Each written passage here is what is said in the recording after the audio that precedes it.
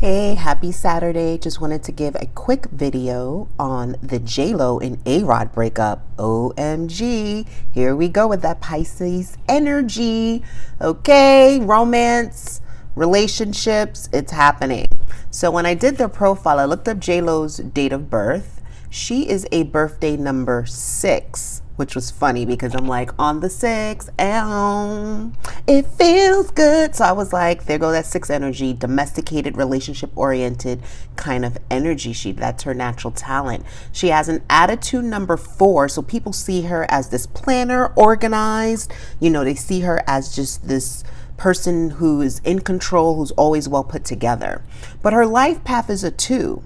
Which I started cackling completely right away because 2 is the serial dater. And we know JLo has been in numerous marriages and relationships. She is constantly searching for the love of her life and for her happiness. So that was definitely illuminating to see that she has that 2 energy. 2 is definitely romantic, slow energy there. A-Rod, birthday number 9. Contrasting that with her 6. So he's very much the wisdom. He's the old soul. He's the person that retains information like a sponge. But he can also be very self-critical. And 9 is also not an emotional number, so they have trouble dealing with emotions. Attitude number 7, people see him as a little aloof and cold. So that's interesting that him and JLo both have attitude numbers. An attitude number is just how people see you. That is their first impressions of you, which is important to know how people read you.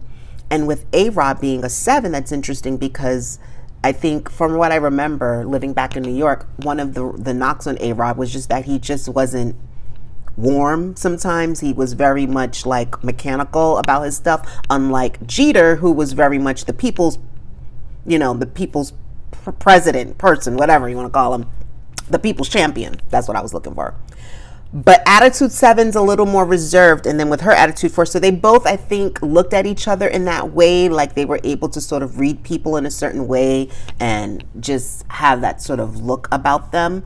But when we look at the life path, I like to look at that when I look at relationships and couples, and her being a 2 and him being a 1, those are different energies.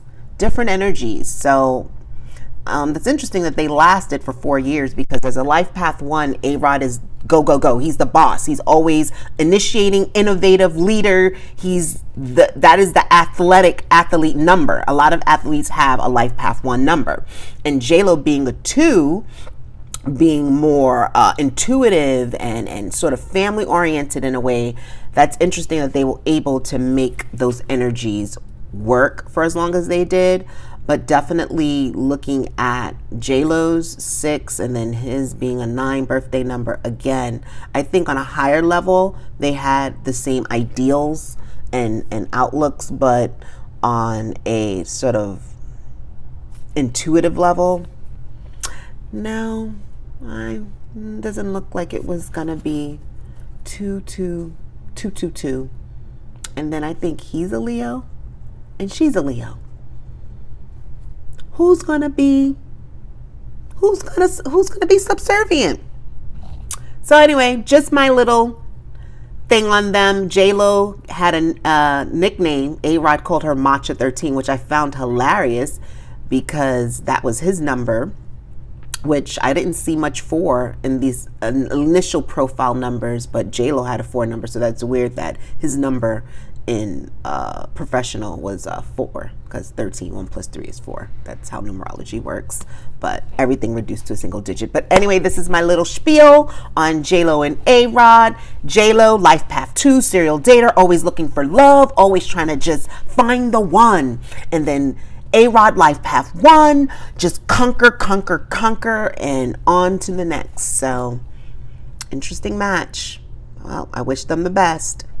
Happy Saturday and happy new moon in Pisces. Set those intentions, start a project, create something new, dig into your dreams and into your intuitions. This is the time.